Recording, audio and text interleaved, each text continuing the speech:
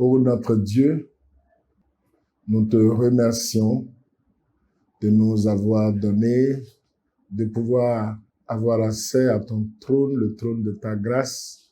Je recommande tous ceux qui vont m'écouter à présent dans tes mains, tels que nous voulons parler de la Pentecôte.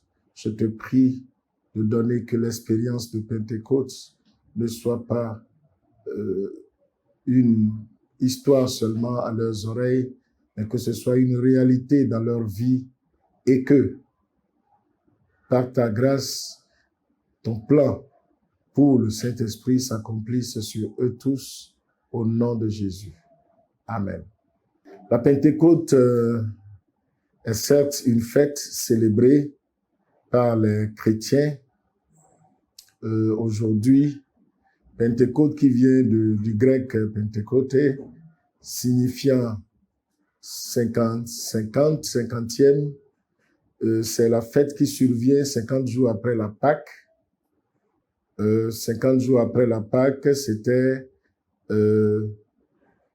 à cette fête-là que la diaspora, les Juifs dispersés dans diverses localités, que ce soit dans le territoire du Pont, de la Cappadoce, de la cité voisine de la Libye, de Cyrène et autres, les différents peuples juifs dispersés, que nous appelons diaspora, étaient venus à Jérusalem pour cette fête qui existait dans l'Ancien Testament. Et c'est le jour où le Seigneur a choisi pour accomplir sa promesse. Une promesse qu'il a faite dans Joël chapitre 2, les versets 28 et 29. Après cela, je répandrai mon esprit sur toute chair. Vos fils et vos filles prophétiseront. Vos vieillards auront des songes, vos jeunes gens auront des visions. Verset 29. Même sur les serviteurs et sur les servantes, dans ces jours-là, je répandrai mon esprit. Était ce que le Seigneur a promis. Donc, le Seigneur a choisi le jour de la fête de Pentecôte juive pour faire descendre son esprit en accomplissement à sa promesse. Les disciples qui avaient été avec Jésus avant son ascension, avant sa montée au ciel, le Seigneur Jésus lui-même, quand il était avec ses disciples, dans Actes des Apôtres, le chapitre 1, du verset 4 au verset 5, comme il se trouvait avec eux, il leur recommanda de ne pas s'éloigner de Jérusalem, mais d'attendre ce que le Père avait promis. Ce que je vous ai annoncé, leur dit-il, car Jean a baptisé d'eau, mais vous, dans peu de jours, vous serez baptisés du Saint-Esprit. Donc, c'était la promesse du Seigneur, telle que Joël l'a annoncée. Le Seigneur également, avant de monter au ciel, leur avait rappelé cette promesse du Seigneur qu'il avait reprise entre-temps quand il était avec eux. Et voulant monter au ciel, il leur a recommandé de ne pas s'éloigner de Jérusalem. Donc, les 120 disciples qui étaient restés avec le Seigneur étaient restés à Jérusalem. Et là, à Jérusalem, c'était le jour de Pentecôte, 10 jours après l'ascension du Seigneur, que cette promesse était accomplie. Donc, c'était l'événement qui s'était produit. La Bible dit dans Actes des Apôtres, chapitre 2, le verset 1er, que le jour de la Pentecôte, ils étaient tous ensemble dans le même lieu. Tout à coup, il vient du ciel un bruit comme celui d'un vent impétueux, et il remplit toute la maison où ils étaient assis. Des langues semblables à des langues de feu leur apparurent, séparées les unes des autres, et se posèrent sur chacun d'eux. Et ils furent tous remplis du Saint-Esprit et se mirent à parler en d'autres langues selon que l'Esprit leur donnait de s'exprimer. Donc le jour de Pentecôte, c'était 50 jours donc après la Pâque, 10 jours après l'ascension du Seigneur, c'est ce qui s'était passé. Et c'était l'accomplissement de la promesse du Seigneur.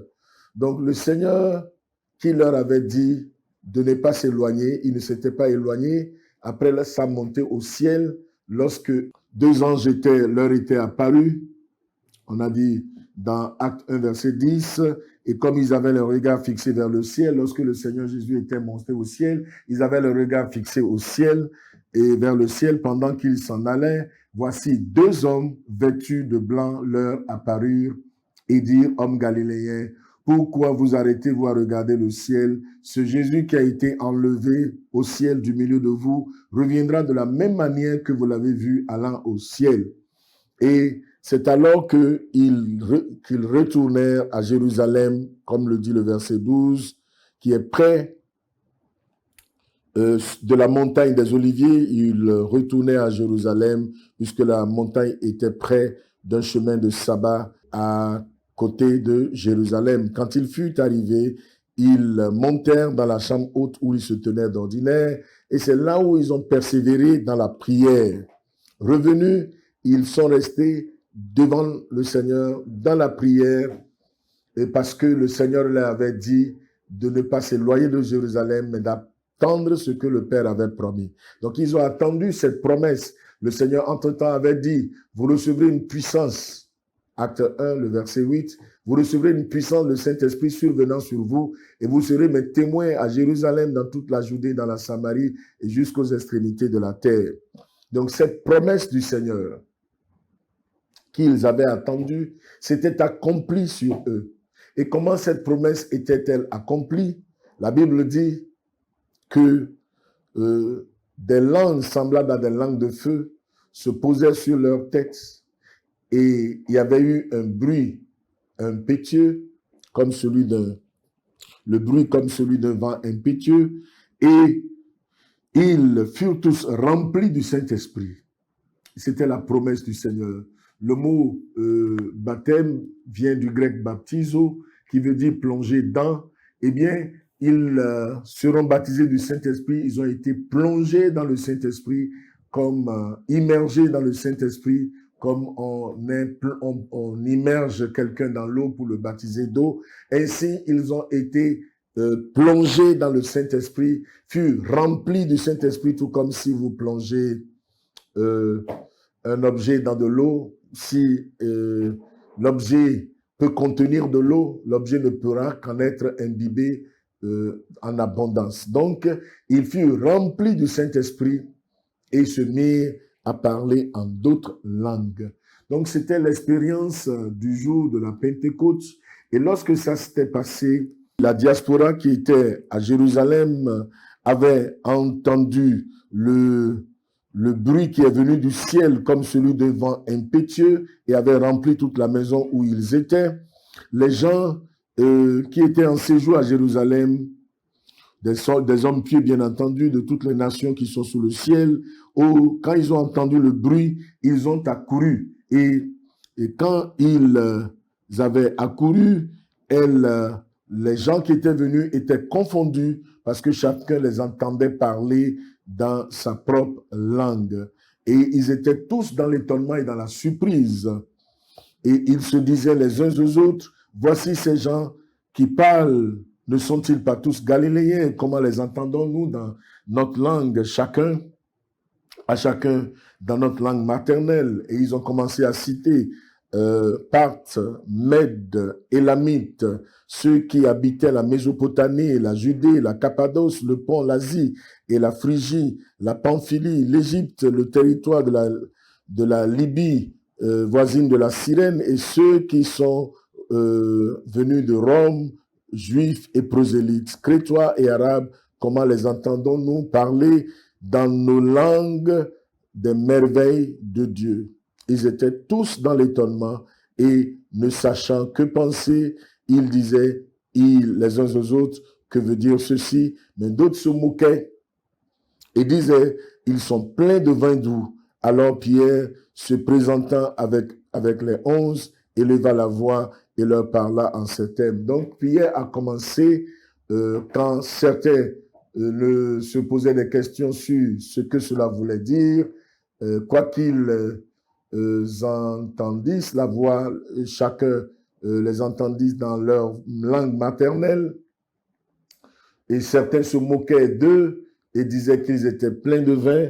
Pierre s'est mis et a dit que ce n'était pas cela et a prêché la parole de Dieu. Et après avoir prêché, à la fin de sa prédication, dans Actes des Apôtres, le chapitre 2, le verset 37 à 39, la Bible dit, après avoir entendu ce discours, ils eurent le cœur vivement touché et ils dirent à Pierre et aux autres apôtres, hommes frères, que ferons-nous? Pierre leur dit, repentez-vous et que chacun de vous soit baptisé au nom de Jésus-Christ pour le pardon de vos péchés et vous recevrez le don du Saint-Esprit, car la promesse est pour vous et pour vos enfants et pour tous ceux qui sont au loin, en aussi grand nombre que le Seigneur notre Dieu les appellera. Donc, ce qui s'est passé le jour de Pentecôte, c'était en réalité un début de quelque chose. Une promesse du Seigneur qui s'était accomplie.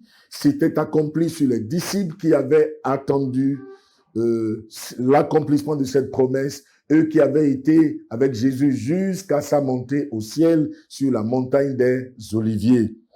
Eh bien, que dirons-nous des chrétiens d'aujourd'hui? D'aucuns vont dire, ils ont fait l'expérience, c'était la descente du Saint-Esprit, ils ont fait l'expérience du Saint-Esprit et ça devrait s'arrêter là. Mais lorsque nous considérons la fin de la prédication de Pierre, où les gens qui avaient écouté, avaient eu le cœur, la multitude bien entendu des Juifs pieux qui étaient là, avaient le cœur vivement touché, ils avaient demandé qu'est-ce qu'ils devraient faire. Qu'est-ce que Pierre leur a dit? Repentez-vous, que chacun de vous soit baptisé au nom de Jésus et vous recevrez la promesse. Vous recevrez le don que Dieu, le cadeau que le Seigneur a promis, le Saint-Esprit. Et il disait, la promesse est pour vous, pour vos enfants, pour tous ceux qui sont au loin, en aussi grand nombre que le Seigneur notre Dieu les appellera. Aujourd'hui, nous sommes bien loin en termes de temps de ce moment-là du jour de Pentecôte où cela s'est accompli.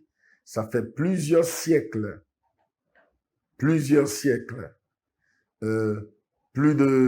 de 20 siècles que la chose s'était accomplie, où le Saint-Esprit était descendu ce jour de la Pentecôte. Et la Pentecôte a pris un autre sens pour les chrétiens. Elle n'était plus cette fête que les Juifs célébraient. Elle a pris un autre sens en ceci que la promesse telle que Dieu l'a faite à travers Joël, dans Joël 2, 28, 29, à travers Ésaïe, la promesse telle que le Seigneur Jésus l'a faite, Jean-Baptiste l'a dit dans Matthieu, chapitre 3, verset 11, où il a dit, moi je vous baptise d'eau pour vous amener à la repentance, mais celui qui vient après moi, je ne suis pas digne de délier la courroie de ses souliers, c'est lui qui vous baptisera du Saint-Esprit et de feu. Jean-Baptiste l'a dit. Le Seigneur Jésus lui-même, dans Jean chapitre 7, les versets 37 à 39, Jésus notre Seigneur, la Bible dit, le grand jour de fête, Jésus s'est écrié et a dit, si quelqu'un a soif, qu'il vienne et qu'il boive. Celui qui croit en moi, disait-il, les fleuves d'eau vive couleront de son sein, comme dit l'Écriture. Et Jean a commenté au verset 39 cela, il dit, il disait cela de l'esprit que devaient recevoir ceux qui croiraient en lui, parce que l'esprit n'était pas encore descendu, car Jésus n'était pas encore glorifié. Eh bien, le Saint-Esprit, qu'il nous remplisse, c'est une promesse que le Seigneur a faite. Et cette promesse, elle est valable, non seulement pour les disciples qui avaient attendu le Seigneur et qui l'avaient vu la promesse accomplie le jour de Pentecôte, tel que nous l'avons dit dans Actes des Apôtres chapitre 2, mais à la fin du discours de l'apôtre Pierre, il a dit la promesse est pour ceux qui l'écoutaient en ce moment et pour tous ceux qui sont au loin géographiquement, au loin temporellement, en matière de temps. Et je disais que cela s'est passé près de 20 siècles. Il y a près de 20 siècles de cela. Et voici le la promesse s'accomplit et pourra s'accomplir pour tous ceux-là qui l'attendent et qui l'espèrent. Eh bien, cette promesse est pour tous ceux qui viendront, a dit l'apôtre Pierre, la promesse de la réception du Saint-Esprit.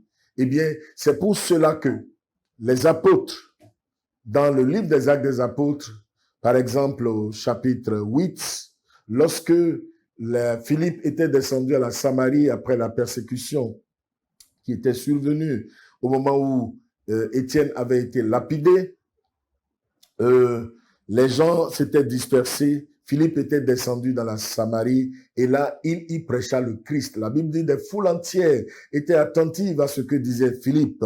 Et Philippe, après avoir fait cette œuvre et avait baptisé les gens, de grands miracles s'étaient produits. La Bible dit que les apôtres à Jérusalem avaient entendu que la Samarie avait reçu l'évangile. Dans le livre des Actes des Apôtres, le chapitre 8, à partir du verset 14, c'est ce que nous pouvons lire.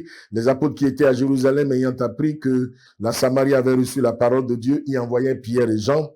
Ceux-ci arrivés chez les Samaritains prièrent pour eux afin qu'ils reçussent le Saint-Esprit, car ils n'étaient pas encore descendus sur aucun d'eux. Ils avaient seulement été baptisés au nom du Seigneur Jésus. Alors Pierre et Jean leur imposèrent les mains et ils reçurent le Saint-Esprit. Eh bien, dans ce passage, ce que nous y voyons est que lorsque les apôtres qui étaient à Jérusalem avaient appris que la Samarie avait reçu l'évangile que Philippe était descendu, Philippe qui avait été diacre, appelé le premier évangéliste finalement, était descendu en Samarie pour prêcher l'évangile.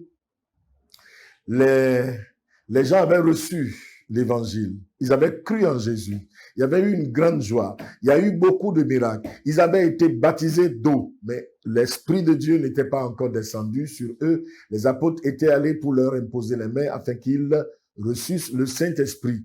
Eh bien, c'est cela. Le baptême du Saint-Esprit, comme ça se le dit, c'est être immergé, être plongé dans le Saint-Esprit, est différent du baptême d'eau dans lequel on plonge les gens dans l'eau. Donc, le baptême du Saint-Esprit est bien distinct du baptême baptême d'eau, et cela peut se recevoir avec l'imposition des mains, parce que les apôtres étaient venus et les gens avaient reçu le baptême de l'Esprit. Donc cette promesse continue de s'accomplir. Comme Jésus l'a dit, si quelqu'un a soif, qu'il vienne et qu'il boive, Jean 7, 37, comme je l'ai cité. Et il dit, des fleuves d'eau vive couleront de son sein. Si vous avez soif, vous qui m'entendez, le Seigneur peut vous baptiser du Saint-Esprit là où vous êtes, parce que il est fidèle. Il a promis cela et ça s'accomplit et continue de s'accomplir sur plusieurs depuis ce temps-là où le Saint-Esprit était descendu. Eh bien, c'est ce qui s'est passé sur les chrétiens de la Samarie, chez Corneille, lorsque Pierre avait été envoyé par le Seigneur dans la maison de Corneille. Quand il leur parlait, l'Esprit de Dieu était descendu sur eux. Et quand l'Esprit était descendu, la Bible nous dit dans Actes des Apôtres, le chapitre 10, comme je le disais, il est écrit que au verset 44 de Acte 10, comme Pierre prononçait encore ces mots, le Saint-Esprit descendit sur tous ceux qui écoutaient la parole. Tous les fidèles circoncis qui étaient venus avec Pierre furent étonnés de ce que le don du Saint-Esprit était aussi répandu sur les païens, car ils les entendaient parler en langue et glorifier Dieu. Amen. Eh bien, le Saint-Esprit, comme il est descendu le jour de la Pentecôte, comme les chrétiens de la Samarie l'ont reçu, de la même manière, la maisonnée de Corneille a reçu le Saint-Esprit qui était descendu sur eux quand Pierre était en train de parler. Dans Actes des Apôtres, le chapitre 19, le verset 2, Paul était descendu à Éphèse et avait trouvé 12 disciples d'Éphèse, et alors il leur a posé la question de savoir, avez-vous reçu le Saint-Esprit quand vous avez cru? Il lui dit, nous n'avons même pas entendu dire qu'il y a un Saint-Esprit. Il dit, de quel baptême avez-vous donc été baptisés? Et ils répondirent, du baptême de Jean. Alors, Paul dit, Jean a baptisé du baptême de repentance, disant au peuple de croire en celui qui venait après lui, c'est-à-dire en Jésus. Sur ces paroles, ils furent baptisés au nom de Jésus-Christ, baptisés d'eau au nom de Jésus-Christ. Et lorsque Paul leur eut imposé les mains, le Saint-Esprit vint sur eux, ils parlaient en langue et prophétisaient. Ils étaient en tout 12 hommes, environ 12 hommes. Eh bien, le baptême du Saint-Esprit, c'est une expérience qui, après le jour de Pentecôte, s'était produite et était survenue à un certain nombre de chrétiens, un certain nombre de gens qui croyaient en Dieu et qui attendaient cela. Et ce n'était donc pas seulement le jour de Pentecôte. On ne va pas attendre seulement le jour de Pentecôte avant de penser recevoir le baptême du Saint-Esprit, car c'est une promesse qui vous est faite. Et il n'est pas dit que c'est seulement les jours de Pentecôte que vous recevrez le baptême du Saint-Esprit. Tout de même, la célébration de la fête de Pentecôte, c'est en commémoration, en souvenir de ce qui s'est passé ce jour de Pentecôte. On peut profiter de ce jour pour que ceux qui ne l'ont pas reçu jusqu'à ce moment demandent et reçoivent. Et je connais bien de gens qui, le jour de Pentecôte, à la commémoration de pareilles fêtes, ils ont voulu faire la même expérience et le Seigneur les a glorieusement bénis par le baptême de l'Esprit. L'Esprit de Dieu est descendu sur eux. C'est ainsi que nous devons croire que cette promesse est pour nous, elle nous est faite et nous pouvons et devons chercher à voir cela s'accomplir dans notre vie. Quelles sont les conditions qu'il faut remplir pour être baptisé du Saint-Esprit? Je crois qu'il faut en avoir soif. Jésus, notre Seigneur, l'a dit, si quelqu'un a soif, qu'il vienne et qu'il boive.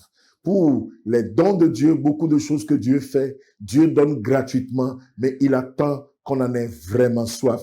Comme il a dit dans Jérémie chapitre 29, verset 13, vous me chercherez et vous me trouverez si vous me cherchez de tout votre cœur. Si de tout votre cœur, vous cherchez Dieu, vous cherchez cette expérience, vous voulez être rempli de l'Esprit de Dieu, vous voulez que cette bénédiction dont le Seigneur a parlé, il a dit, je ne vous laisserai pas orphelin. Je prierai le Père afin qu'il vous envoie un autre consolateur, l'Esprit de vérité que le monde ne peut recevoir. Vous pouvez recevoir cette glorieuse expérience du baptême de l'Esprit.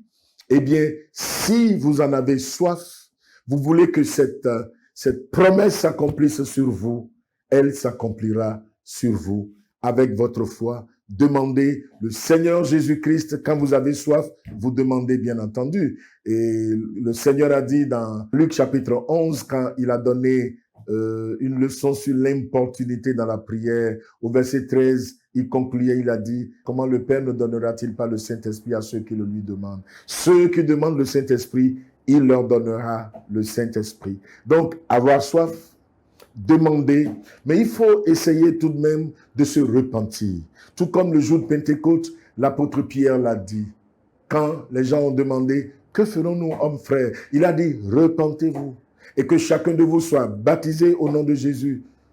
Vous pouvez recevoir le baptême de l'Esprit avant le baptême, comme cela était arrivé dans Actes des Apôtres, chapitre 10, dans la maison de Corneille. Les gens n'avaient pas été baptisés. Pierre était en train de parler seulement et le Saint-Esprit était descendu sur eux. Ça peut vous arriver ainsi, mais il faut se repentir tout de même. Il faut s'examiner. Il faut tourner le dos à toutes les autres croyances que l'on a. Tourner le dos à ses péchés, regardez le Seigneur, s'humilier devant Dieu, chercher et demander le Saint-Esprit et vous recevrez cette glorieuse et bénie expérience du Saint-Esprit. Donc il faut avoir la soif, il faut se repentir, il faut demander, mais demander avec foi. La Bible dit dans Jacques chapitre 1 verset 6 que celui qui doute, qui ne s'imagine pas qu'il recevra de Dieu quelque chose, il faut que celui qui s'approche de Dieu, quoique Dieu existe, qu'il est le rémunérateur de ceux qui le reçoivent, car il est impossible que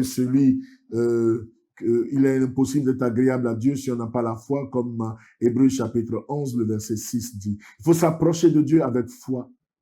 Et la foi ce n'est pas seulement la foi instantanée à l'instant que si je ne reçois pas maintenant, c'est que je ne recevrai jamais. Lorsque tu demandes au Seigneur, tu crois qu'il t'a donné.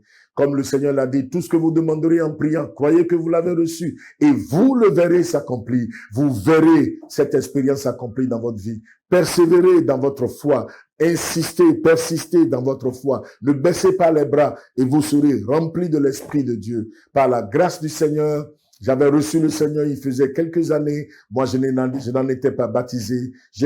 Quand j'ai connu avec un missionnaire français qui m'a parlé du baptême de l'Esprit, j'avais reçu le Seigneur, je ne comprenais pas grand-chose de ce qu'il disait. Mais quand je l'ai su et que j'ai commencé à chercher le Seigneur, ça a mis du temps. Ça a mis du temps, 2 ans. Hein, un certain 4 janvier 1986. Dans ma chambre, je priais. Et c'était comme des vagues qui s'élevaient de dedans de moi. Et ainsi, j'étais rempli de l'Esprit de Dieu. Vous pouvez recevoir cette expérience. Le Seigneur vous bénisse. Il l'a promis, il est fidèle. Il accomplira sa promesse sur vous.